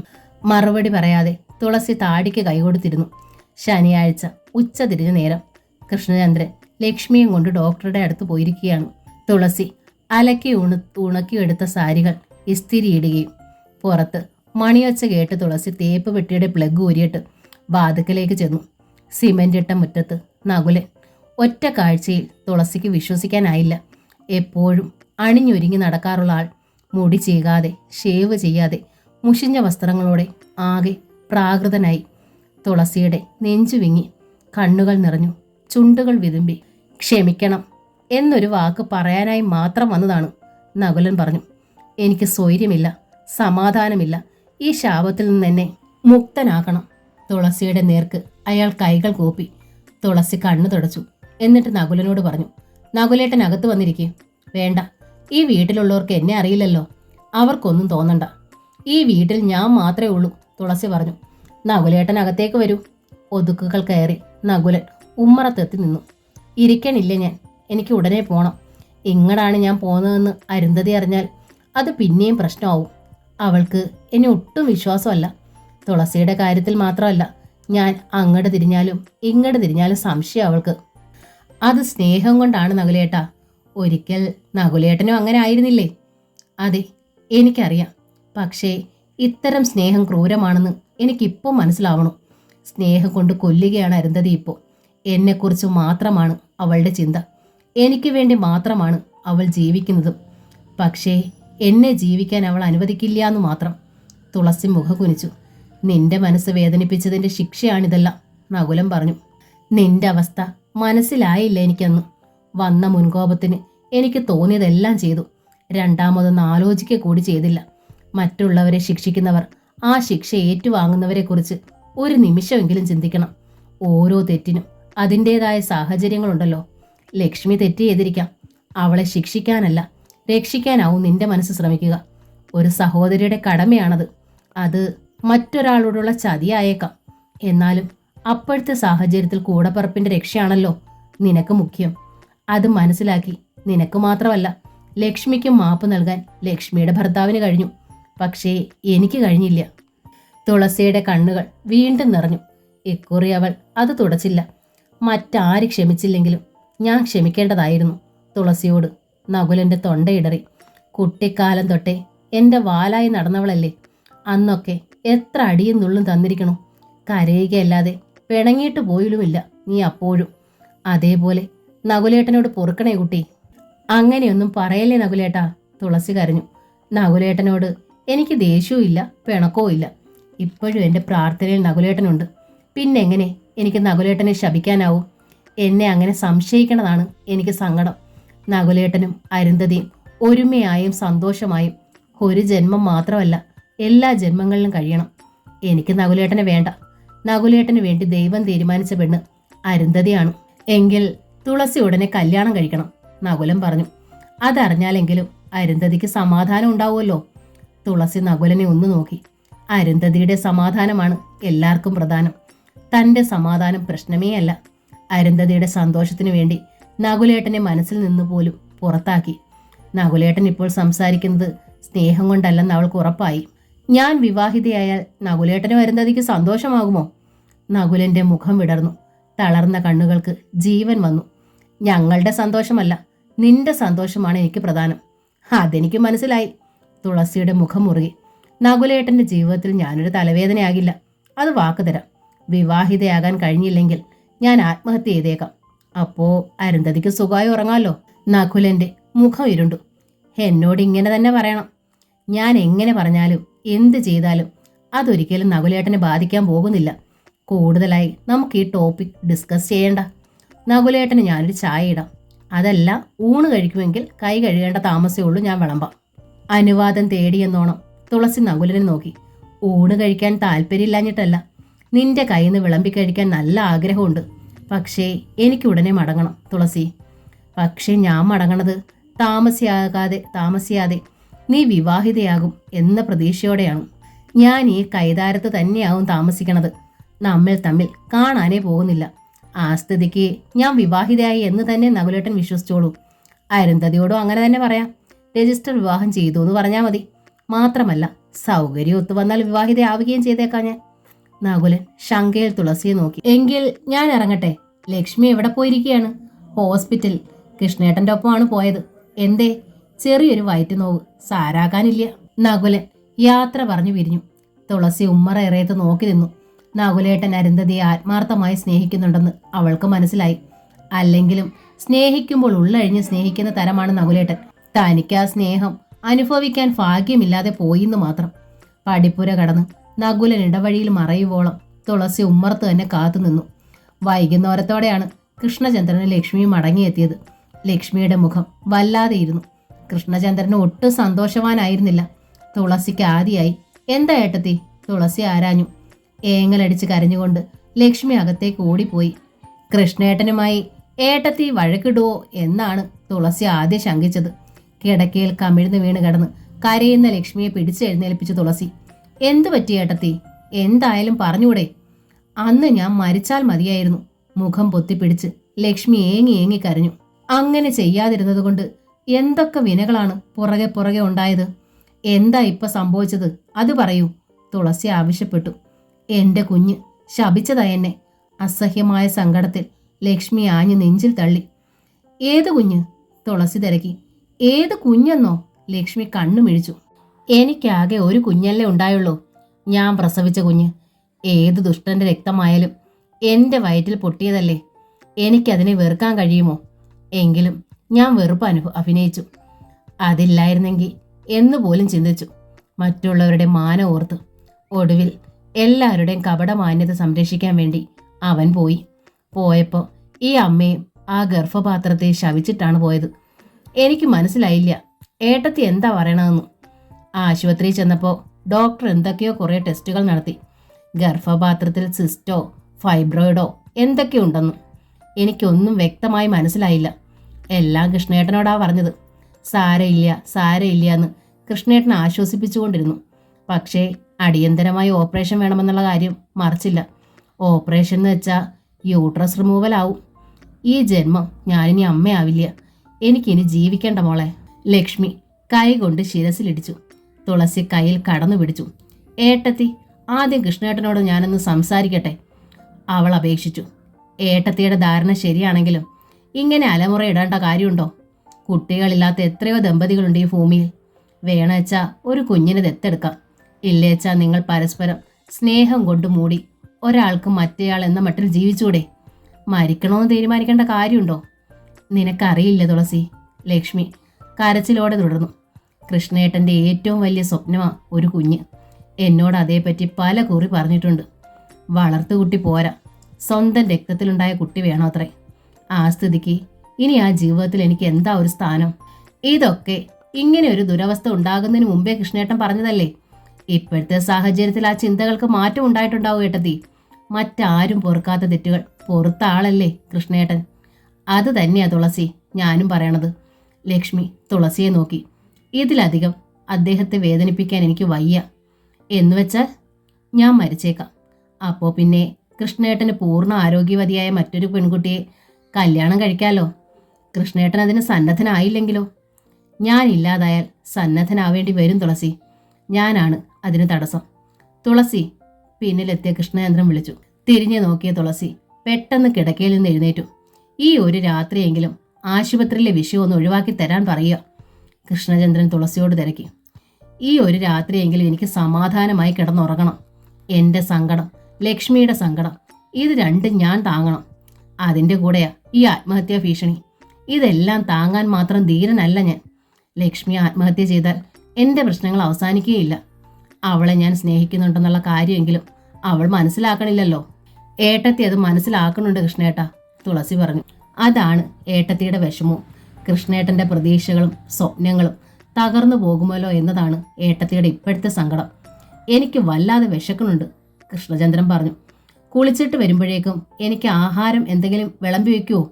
ലക്ഷ്മി ദയനീയമായി തുളസിയെ നോക്കി. അതോടെ തുളസി കൃഷ്ണചന്ദ്രനോട് പറഞ്ഞു, കൃഷ്ണേട്ടൻ കുളിച്ചിട്ട് വന്നോളൂ, ഞാൻ വിളമ്പി വയ്ക്കാം. തുളസിയോടല്ല ഞാൻ പറഞ്ഞത്. കൃഷ്ണചന്ദ്രൻ്റെ സ്വരം മുറുകി. ലക്ഷ്മിയോടാണ്. തുളസി ലക്ഷ്മിയെ നോക്കി. ലക്ഷ്മി അപ്പോഴും കരയുകയാണ്. ലക്ഷ്മിയുടെ മൂഡ് മാറാനാ ഞാൻ പറഞ്ഞത്, കൃഷ്ണചന്ദ്രൻ അറിയിച്ചു. എനിക്ക് ആഹാരം തരേണ്ടവളും ലക്ഷ്മിയാണല്ലോ. കൃഷ്ണേട്ടൻ കുളിച്ചു വന്നോളുവേ, തുളസി ആവർത്തിച്ചു. ഏട്ടത്തി വിളമ്പും. ടവലും എടുത്ത് കൃഷ്ണചന്ദ്രൻ കുളത്തിലേക്ക് പോയി. അയാൾ മടങ്ങി വന്നപ്പോഴേക്കും തുളസി ചായ തയ്യാറാക്കി ലക്ഷ്മിയെ ഡൈനിങ് ടേബിളിൻ്റെ അരികിലും എത്തിച്ചു. വിളമ്പിയത് ലക്ഷ്മിയാണ്. നോക്ക്, കൃഷ്ണചന്ദ്രൻ ലക്ഷ്മിയോട് പറഞ്ഞു. നമുക്കൊരു കുഞ്ഞിന് ദത്തെടുക്കാം. മുമ്പ് പറഞ്ഞതുപോലെയല്ല, രക്തബന്ധമൊന്നും വേണ്ട. ഏത് കുഞ്ഞിനെ സ്നേഹിക്കാൻ എനിക്ക് കഴിയും. ഓപ്പറേഷൻ കഴിഞ്ഞിട്ട് മതിയല്ലോ അത്? ലക്ഷ്മി ചോദിച്ചു. മതി, കൃഷ്ണചന്ദ്രൻ പുഞ്ചിരിച്ചു. എങ്കിലും ഇപ്പോഴേ നമുക്ക് അന്വേഷണം ആരംഭിക്കാം. കൃഷ്ണചന്ദ്രൻ മനഃപൂർവ്വം സന്തോഷം അഭിനയിക്കുന്നതായാണ് തുളസിക്ക് തോന്നിയത്. തങ്ങൾ തനിച്ചായപ്പോൾ ലക്ഷ്മിയും അത് തുളസിയോട് പറഞ്ഞു. കുട്ടി വിശ്വസിക്കേണ്ട, കൃഷ്ണേട്ടൻ അഭിനയിക്കുകയാണ്. ആ നെഞ്ച് വല്ലാതെ വേവണത് എനിക്കറിയാൻ കഴിയണുണ്ട്. രാത്രി ശരിയായ ഉറക്കമില്ല. തിരിഞ്ഞും മറിഞ്ഞും കിടക്കും, നെടുവീർപ്പെടും. കല്യാണം വേണ്ടാന്ന് പറഞ്ഞ് കഴിഞ്ഞ ആളാണെങ്കിലും കല്യാണം കഴിഞ്ഞപ്പോൾ ഒരു കുഞ്ഞ് വേണമെന്ന് ആശിക്കാതിരിക്കുമോ? തുളസി മറുപടി പറഞ്ഞില്ല. ഒരു തവണ കൂടി ലക്ഷ്മി ആശുപത്രിയിൽ പോയി. അക്കുറി ഓപ്പറേഷന്റെ തീയതി നിശ്ചയിച്ചിട്ടാണ് എത്തിയത്. വീട്ടിൽ അറിയിക്കണ്ടേ? തുളസി തിരക്കി. എന്തിന്? അതുകൊണ്ട് എന്ത് പ്രയോജനം? ചിലപ്പോ ചന്ദ്രിയേട്ടത്തി വന്നിരിക്കും. വേണ്ട, ആരെയും ഞാനായി ബുദ്ധിമുട്ടിക്കണില്ല. ഒക്കെ ഏട്ടത്തിയുടെ ഇഷ്ടം, തുളസി പറഞ്ഞു. ഓപ്പറേഷൻ ഫെയിലായി എനിക്ക് വല്ലത് സംഭവിച്ചാൽ? ലക്ഷ്മി തുളസിയെ നോക്കി. തുടങ്ങി. തുളസിയുടെ മുഖം കറുത്തു. അങ്ങനെ ഒരു ചാൻസും ഉണ്ടല്ലോ. ലക്ഷ്മി വിട്ടില്ല. അങ്ങനെ വല്ലത് സംഭവിച്ചാൽ നീ കൃഷ്ണേട്ടനെ വിട്ടു പോവല്ലേ മോളെ? കൃഷ്ണേട്ടന് ഒരു നല്ല ജീവിതവും ഒപ്പം ഒരു കുഞ്ഞിനെ നൽകാൻ നിനക്ക് കഴിയില്ലേ? ഏട്ടത്തി, തുളസി പല്ല് ഞെരിച്ചു. ദേഷ്യപ്പെടണ്ട, ലക്ഷ്മി പറഞ്ഞു. കറകളൊന്നും വീഴാത്ത ജീവിതമാണ് നിന്റേത്. ഒരാളെ സ്നേഹിച്ചു എന്നല്ലേ ഉള്ളൂ. അത് കൃഷ്ണേട്ടൻ അറിയാമല്ലോ. നിനക്കാണെങ്കിൽ ഇവിടെ ജോലിയുണ്ട്. കൈതാരം വിട്ട് എങ്ങും പോണ്ട. നീ ഒരു കരയ്ക്കായല്ലോ എന്ന സമാധാനത്തോടെ എനിക്ക് മരിക്കാനും കഴിയും. നിർത്ത്. ലക്ഷ്മിയുടെ വായ പൊത്തിപ്പിടിച്ചു തുളസി. ഏട്ടത്തി ഇല്ലാതായിട്ട് എനിക്ക് ജീവിക്കണ്ട, തുളസി പറഞ്ഞു. ഏട്ടത്തി ജീവിച്ചു കാണാൻ വേണ്ടിയാ ഞാൻ എൻ്റെ ജീവിതം ഇല്ലാതാക്കിയെന്നറിയാലോ. ചതിയിൽ ഏട്ടത്തിയുടെ കല്യാണം നടത്തിയെന്ന കുറ്റത്തിനാ നകുലേട്ടൻ എന്നെ വേണ്ടാന്ന് വെച്ച് വേറെ കല്യാണം കഴിച്ചത്. നകുലേട്ടനെ നഷ്ടമാക്കിയിട്ട് എനിക്കിനി ഏട്ടത്തിയുടെ ഭർത്താവിന് വേണ്ട. അങ്ങനൊരു ജീവിതവും വേണ്ട. ലക്ഷ്മി തൻ്റെ വായ പൊത്തിപ്പിടിച്ചിരുന്ന തുളസിയുടെ കൈത്തല എടുത്തു മാറ്റി. എനിക്ക് എന്തെങ്കിലും സംഭവിച്ചാലത്തെ കാര്യമാ കുട്ടി ഞാൻ പറഞ്ഞത്.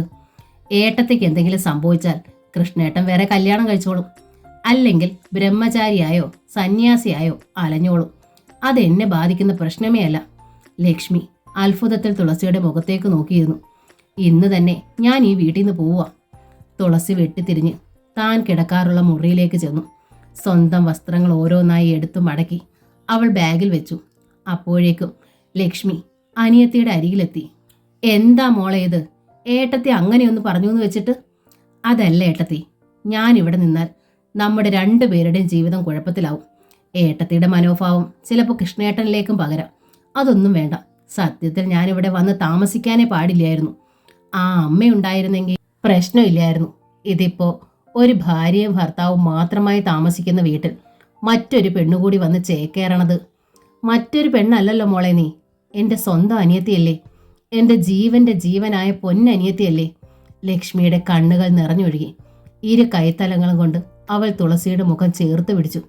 അനിയത്തി ആയതാണ് ഏറ്റവും സങ്കടം, തുളസി പറഞ്ഞു. എത്രയോ അനിയത്തിമാർ ഏട്ടത്തിമാരുടെ ദാമ്പത്യങ്ങൾ തകർത്തിരിക്കുന്നു. ഞാനിവിടെ ഉണ്ടായതുകൊണ്ടല്ലേ ഏട്ടത്തിക്ക് ഇപ്പോൾ ഇങ്ങനെയൊക്കെ പറയാൻ തോന്നിയത്. ഞാനിവിടെ ഉണ്ടായാൽ ഏട്ടത്തി ചിലപ്പോൾ എനിക്ക് ജീവിതം ഉണ്ടാക്കാനായി സ്വയം മരിച്ചു എന്ന് തന്നെ വരാം. അതിന് ഞാനായ ഒരു സന്ദർഭം ഉണ്ടാക്കില്ല. എനിക്ക് സുഖമില്ലാതിരിക്കുമ്പോൾ നീ പോയാൽ? ഞാൻ പോയാലും കൃഷ്ണേട്ടനില്ലേ ഇവിടെ. പകലത്തേക്ക് ഒരു സെർവന്റിനെ വെക്കാനുള്ള വരുമാനമൊക്കെ കൃഷ്ണേട്ടനുണ്ട്. എങ്ങടാ മോളെ നീ? കരഞ്ഞുകൊണ്ട് ലക്ഷ്മി തുളസിയെ നോക്കി. എങ്ങടാണെന്ന് എനിക്കിപ്പോൾ അറിയില്ല. തുളസി എഴുന്നേറ്റ് ബാഗ് എടുത്ത് ചുമലിൽ തൂക്കി. എങ്ങടായാലും എന്നെ ഓർത്ത് ഏട്ടത്തി വിഷമിക്കണ്ട. അപകടത്തിലൊന്നും ഞാൻ ചെന്ന് ചാടില്ല. എന്നെ കാക്കാൻ എനിക്കറിയാം. അവൾ പുറത്തേക്ക് നടന്നു. ആകെ ഉണ്ടായിരുന്ന ലക്ഷ്യം രുക്മിണി ടീച്ചർ താമസിക്കുന്ന വീടായിരുന്നു. ഒരു ദിവസമെങ്കിലും അവിടെ തങ്ങാം. തിങ്കളാഴ്ച സ്കൂളിലെത്തിയാൽ ഉണ്ണിരവി മാഷിനോട് ഉപദേശം തേടാം. രുക്മിണി ടീച്ചർ ഇരുണ്ട മുഖത്തോടെയാണ് തുളസിയെ വരവേറ്റത്. എന്തിനാ ഇപ്പൊ ഇവിടേക്ക് പോകുന്നത്?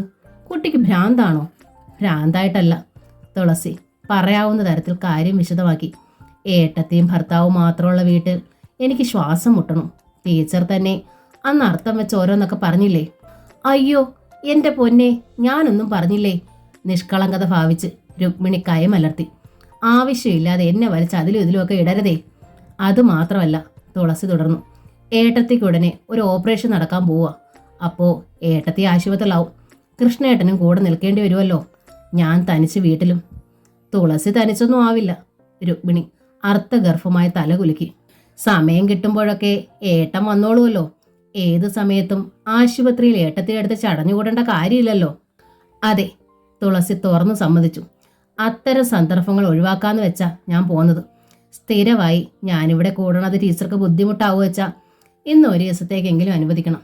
നാളേക്ക് മറ്റെന്തെങ്കിലും മാർഗം കണ്ടോളാം. എങ്കിൽ പിന്നെ ഒരു ദിവസത്തേക്ക് കുട്ടിയുടെ വീട്ടിൽ പോയിക്കൂടെ? തുളസിക്ക് ഉത്തരം മുട്ടി. ഏതായാലും ഒരു ദിവസത്തേക്കല്ലേ, നിക്ക്, രുക്മിണി പറഞ്ഞു.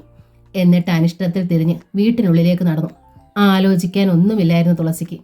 അവളും പിന്നാലെ നടന്നു. കുറച്ചു കഴിഞ്ഞപ്പോൾ രുക്മിണി തുളസിക്ക് ഒരു കട്ടൻ എടുത്തു കൊടുത്തു. തുളസി അത് കുടിച്ചു. രാത്രിയിൽ തുളസിക്ക് എന്താ ആഹാരം വേണ്ടത്? രുക്മിണി ചോദിച്ചു. ഒന്നും വേണ്ട ടീച്ചറെ, ഇടർന്ന സ്വരത്തിൽ തുളസി അറിയിച്ചു. ടീച്ചർ ഇപ്പം ചെയ്തു തന്നെ ഒരു മഹാപുണ്യമാ. ഇതിൻ്റെ നന്ദി ഒരു കാലത്തും എൻ്റെ നെഞ്ചിന്ന് പോവില്ല. നന്ദിയൊന്നും എനിക്ക് വേണ്ട. രുക്മിണിയുടെ സ്വരത്തിലും ഒരല്പം ആർദ്രത കിനിഞ്ഞു. മനസ്സിലുള്ളത് വെട്ടിത്തുറന്ന് പറയുമെന്നേ ഉള്ളൂ ഞാൻ.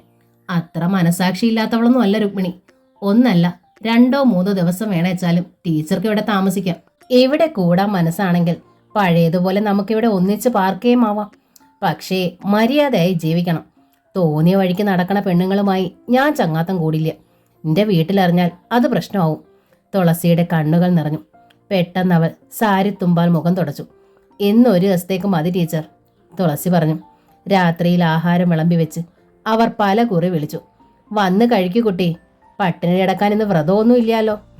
എനിക്ക് വേണ്ടാഞ്ഞിട്ടാ ടീച്ചർ. വേണ്ടാഞ്ഞിട്ടൊന്നുമല്ല, രുക്മിണി മുഖം വീർപ്പിച്ചു. കുറുമ്പ അതിത്തിരി കൂടുതലുണ്ട് തുളസിക്ക്. അതുകൊണ്ടാണല്ലോ തെണ്ടി തിരിഞ്ഞ് നടക്കേണ്ടി വന്നത്. തുളസിക്ക് ശ്വാസം മുട്ടൽ അനുഭവപ്പെട്ടു. വേണ്ടെങ്കിലും ഞാൻ കഴിക്കാൻ ടീച്ചർ. അവൾ എഴുന്നേറ്റ് ചെന്നു.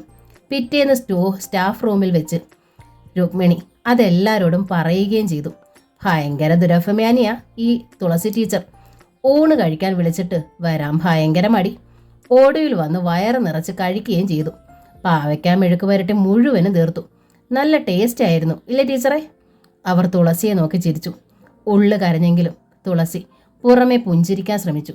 തുളസി ഏട്ടത്തിയുടെ അടുത്തുനിന്ന് പോന്ന കാര്യം രുക്മിണി തന്നെ സ്കൂളിൽ എല്ലാവരെയും അറിയിച്ചു. അതുകൊണ്ട് ഉണ്ണിരവി മാഷോട് പറയേണ്ടി വന്നില്ല. അദ്ദേഹം ഇങ്ങോട്ട് ചോദിച്ചു, എന്തേ ടീച്ചറെ പ്രശ്നം? ഏട്ടൻ വല്ല കുസൃതിക്കും വന്നോ? അതോ ഏട്ടത്തിക്ക് വല്ല സംശയവും? രണ്ടുമല്ല, തുളസി യഥാർത്ഥ പ്രശ്നം അവിടെ അവതരിപ്പിച്ചു. ഉണ്ണിരവി മാഷിൻ്റെ മുഖത്ത് ഗൗരവം നിറഞ്ഞു. തുളസി എനിക്ക് മനസ്സിലാവണുണ്ട്, അനുകമ്പ തോന്നണമുണ്ട്. പക്ഷേ ഞാൻ എന്താ ഇപ്പം ചെയ്യുക? എവിടെങ്കിലും എനിക്ക് താമസിക്കാൻ ഒരിടം. തുളസിയുടെ തൊണ്ടയിടറി. കൈതാരത്ത് ഇനിയിപ്പോൾ ഒരു സ്ഥലം കിട്ടാൻ ബുദ്ധിമുട്ടാ, മാഷ് പറഞ്ഞു. രുക്മിണി ടീച്ചറുടെ കൂടെയുള്ള താമസം അസഹ്യമാണ് താനും. ആലോചിച്ചിട്ട് ഒരു വഴിയെ ഞാൻ കാണുന്നുള്ളൂ. ആ വഴി എന്താണെന്ന ആകാംക്ഷയിൽ തുളസി ഉണ്ണിരവി മാഷിനെ നോക്കി. മറ്റൊന്നുമല്ല, ടീച്ചർക്ക് വേണേച്ചാ എൻ്റെ വീട്ടിൽ താമസിക്കാം, മാഷ് പുഞ്ചിരിച്ചു. മാഷിൻ്റെ വീട്ടിലോ? തുളസിക്ക് അത്ഭുതമായി. മാഷ് വീട്ടിലല്ലല്ലോ, ലോഡ്ജിലല്ലേ താമസിക്കണത്? ഇപ്പോൾ താമസിക്കണത് ലോഡ്ജിലാണ്. പക്ഷേ എനിക്ക് സ്വന്തമായൊരു വീടുണ്ട്. അത് വളരെ അകലെയല്ലേ? തുളസി ചോദിച്ചു. അകലെയാ എൻ്റെ വീടെന്നാ ഇവിടെ എല്ലാവരോടും പറഞ്ഞിരിക്കണത്. അതുകൊണ്ടാണ് ലോഡ്ജിൽ താമസിക്കണതെന്നും. ആരെയും ഞാൻ ഇതുവരെ എൻ്റെ വീട്ടിലേക്ക് കൊണ്ടുപോയിട്ടില്ല. അപ്പോൾ ഇവിടെ അടുത്താണോ മാഷിൻ്റെ വീട്? തുളസി ചോദിച്ചു. അത്ര അടുത്തൊന്നും പറയാൻ പറ്റില്ല. പുഴയ്ക്കക്കരെയാണ്. പുഴ കടന്നാൽ 1 മണിക്കൂറത്തെ യാത്ര. ബസ് കിട്ടിയാൽ 1/2 മണിക്കൂർ വേണ്ട. അപ്പോൾ പുഴയിലെ കടത്ത് കടക്കാനുള്ള ബുദ്ധിമുട്ട് കൊണ്ടാണോ വീട്ടിൽ പോവാത്തത്? അതോ പുഴ കടന്ന് നടക്കാൻ മടിയായതുകൊണ്ടോ? തുളസി അവിശ്വസനീയ ഭാവത്തിൽ ഉണ്ണിരവിയെ നോക്കി. രണ്ടുമുണ്ടെന്ന് കൂട്ടിക്കോളൂ. അപ്പോൾ ആ പ്രിയപ്പെട്ട മുറപ്പെണ്ണിനെ കാണാതെ എങ്ങനെ അകന്നു കഴിയാൻ പറ്റണു? ആര് പറഞ്ഞു മുറപ്പെണ്ണിൻ്റെ കാര്യം? എപ്പോഴോ മാഷ് തന്നെ പറഞ്ഞതാണെന്ന് തോന്നുന്നു. എന്തോ ആ കഥാപാത്രത്തെക്കുറിച്ച് കേട്ടപ്പോഴേ ഒന്ന് കാണാൻ എനിക്ക് ആശ തോന്നിയിരുന്നു. അതിനെന്താ, നമുക്ക് അക്കരയിലേക്ക് പോവാം. പറ്റിയാൽ ഇന്ന് തന്നെ. വേണേച്ചാ തുളസിക്ക് അവിടെ താമസിക്കുകയാവാം. ഏതായാലും ഞാൻ ആ സ്ഥലം ഒന്ന് കാണട്ടെ. ഇന്ന് ക്ലാസ് കഴിഞ്ഞാലുടൻ നമുക്ക് പോകാം. നമ്മൾ ഒന്നിച്ചു പോകുന്ന കണ്ടാൽ ആളുകൾ കഥ പറഞ്ഞുണ്ടാക്കും. എന്നെ അത് ബാധിക്കില്ല. എന്നെയും ബാധിക്കില്ല. തുളസിയുടെ സ്വരം ഉറച്ചു. ഒരപവാദത്തിനും അഴുക്കാക്കാനാവാത്ത വിധം അഴുകിപ്പോയി മാഷെ എൻ്റെ ജീവിതം. ഒരാളെ കുറേ നാൾ മനസ്സിൽ ചുമന്നുകൊണ്ട് നടന്നു എന്നതൊഴിച്ചാൽ ഒരു തെറ്റും ചെയ്തിട്ടില്ല ഞാൻ. എനിക്കറിയാം, ഉണ്ണിരവി പറഞ്ഞു. പറയാതെ തന്നെ എനിക്കറിയാം തുളസിയെ. ഒരു മൂത്ത ഏട്ടൻ്റെ സ്ഥാനത്ത് നിന്ന് കുട്ടിയെ ഞാൻ സദാ ശ്രദ്ധിക്കാറുണ്ട്. അപ്പോൾ വൈകുന്നേരം നമുക്ക് പോകാമോ? തുളസി ആരാഞ്ഞു. തീർച്ചയായും, ഉണ്ണിരവി പറഞ്ഞു. അവർ ഒരുമിച്ചിറങ്ങുന്നത് സഹാധ്യാപകർ കണ്ടിരുന്നു. ചിലർ അമ്പരപ്പിൽ പരസ്പരം നോക്കി. മറ്റു ചിലർ അടക്കത്തിൽ എന്തോ പിറുപിറുത്തു. ചുണ്ട് കടിച്ച് ചിരി അമർത്തിയവരുമുണ്ട്. ഉണ്ണിരവി മാഷോ തുളസി ടീച്ചറോ അത് ശ്രദ്ധിച്ചതേയില്ല. കടത്ത് കടവിൽ നിന്ന് തോണിയിൽ കയറാൻ തുളസിക്ക് ബുദ്ധിമുട്ടായി. ഉണ്ണിരവിയാണ് കൈ പിടിച്ച് കയറ്റിയത്. എന്നെയും കൊണ്ട് ചെല്ലുമ്പോൾ മാഷിന്റെ മുറപ്പെണ്ണ് എന്ത് വിചാരിക്കോ ആവോ? കുസൃതിയിൽ തുളസി ഉണ്ണിരവിയെ നോക്കി. ഉണ്ണിരവിയും തുളസിയും തുഴക്കാരനും മാത്രമായിരുന്നു ആ തോണിയിൽ. എന്ത് വിചാരിക്കാൻ? ഉണ്ണിരവി കൈമലർത്തി. അവൾക്ക് എന്നെ അറിയാം. എന്നെക്കാൾ അധികം അവൾക്ക് എന്നെ അറിയാം. തുളസിക്ക് സന്തോഷമായി. തോണി ഇറങ്ങി അവർ നടക്കുകയായിരുന്നു. നകുലേട്ടൻ എന്നോട് വിവാഹം ചെയ്യാൻ നിർബന്ധിച്ചു. വീട്ടിൽ നിന്ന് നിർബന്ധമുണ്ടായി. എൻ്റെ ഏട്ടത്തിയാണെങ്കിൽ സ്വന്തം ഭർത്താവിനെ എനിക്ക് വിട്ടുതരാൻ തയ്യാറായി. എനിക്കാണെങ്കിൽ അതൊന്നും വയ്യ മാഷേ. എൻ്റെ മനസ്സിനൊരു വിവാഹമേ ഇനി പറ്റില്ല. കുട്ടികളെ പഠിപ്പിച്ചും ശമ്പളം ഒപ്പിട്ട് വാങ്ങി വീട്ടിലേക്ക് അയച്ചും എനിക്കിങ്ങനെ ജീവിച്ചാൽ മതി. അറിയാതെ എന്തെങ്കിലും തെറ്റ് ജീവിതത്തിൽ സംഭവിച്ചിട്ടുണ്ടെങ്കിൽ അതിനെല്ലാം പ്രായശ്ചിത്തമായി. ഒക്കെ തുളസിയുടെ ഇഷ്ടം, മാഷു പറഞ്ഞു. നമ്മുടെ ഇഷ്ടമാണ് നമ്മുടെ സുഖം. അതുകൊണ്ട് മറ്റുള്ളവർക്ക് ദോഷമൊന്നും സംഭവിക്കുന്നില്ലെങ്കിൽ അതിനെ പുണ്യമെന്ന് ഞാൻ പറയും. ബാക്കി പ്രമാണങ്ങളെല്ലാം അസംബന്ധങ്ങളാണ്. റോഡിൽ നിന്ന് ഒരു പാടത്തിന്റെ വരമ്പിലേക്ക് കടന്നു അവർ. ഇരുവശത്തും നെൽച്ചെടികൾ കാറ്റിലാടുന്നു. അന്തരീക്ഷത്തിന്റെ കൈതപ്പൂവിന്റെ സുഗന്ധം. ഇനി എത്ര ദൂരമുണ്ട്? തുളസി തിരക്കി. ഈ വരമ്പ് എത്തിച്ചേരുന്നത് വീട്ടിലേക്കാ. പഴയൊരു വീടായിരുന്നു അത്. എന്നാൽ സാമാന്യത്തിലധികം വലുതും. ഒരു കൊട്ടാരം പോലെയുണ്ട്, തുളസി പറഞ്ഞു. കൊട്ടാരമാണ്, ഉണ്ണി രവി അറിയിച്ചു. പണ്ടത്തെ മഞ്ചലൊക്കെ ഇവിടെ സൂക്ഷിച്ചിട്ടുണ്ട്. പക്ഷേ അതൊക്കെ മാത്രമേ ഉള്ളൂ. മനുഷ്യരായി ഇവിടെ ശങ്കുണ്ണിയായരെന്ന പരിചാരകനേ ഉള്ളൂ. ദാ അയാൾ വരണുണ്ട്. തല മുഴുവൻ നരച്ച് ലേശം വളഞ്ഞൊരു വൃദ്ധൻ മാഷിന്റെ അരികിലെത്തി. ഓർക്കാപ്പുറത്താണല്ലോ. പല്ലില്ലാത്ത തൊണ്ണ കാട്ടി അയാൾ പുഞ്ചിരിച്ചു. അതെ, പത്തായപ്പുര അടിച്ചു തുടച്ച് വൃത്തിയാക്കണം. പിന്നെ മുകളിലെ മുറിയും. നങ്ങേലിയോടും വരാൻ പറയണം. ഈ കുട്ടിക്ക് രാത്രി തുണയ്ക്ക്. ആരാ നങ്ങേലി? തുളസി ചോദിച്ചു. ശങ്കുണ്ണിയാരുടെ ഭാര്യയാണ്. അപ്പോ മാഷിന്റെ മുറപ്പെണ്ണോ? അതിവിടെയല്ലേ താമസം? തുളസി ചോദിച്ചു. ഇവിടെ തന്നെയാ, വരൂ കാണിക്കാം. കാട്ടുതൃത്താവുകൾ മുറ്റി വളർന്ന തൊടിയിലേക്കാണ് മാഷ് നടന്നത്. പുറകെ തുളസിയെ നീങ്ങി. തൊടിയുടെ മധ്യേ കരിങ്കല്ലിൽ പണിത മേൽക്കൂരയില്ലാത്ത മണ്ഡപത്തിനരികിലെത്തിയവർ. മണ്ഡപത്തിന്റെ പടിക്കെട്ടിലിരുന്നു കൊണ്ട് ഇരിക്കാൻ ഉണ്ണി രവി ആംഗ്യം കാണിച്ചു. തുളസിക്കൊന്നും മനസ്സിലായില്ല. തുലാഭാരം എന്ന നോവലിന്റെ ഈ ഭാഗം ഇവിടെ പൂർണ്ണമാവുകയാണ്. ഈ നോവൽ നിങ്ങൾക്ക് ഇഷ്ടമായെങ്കിൽ ലൈക്ക് ചെയ്ത്, ഷെയർ ചെയ്ത്, സബ്സ്ക്രൈബ് ചെയ്യണേ. Thank you.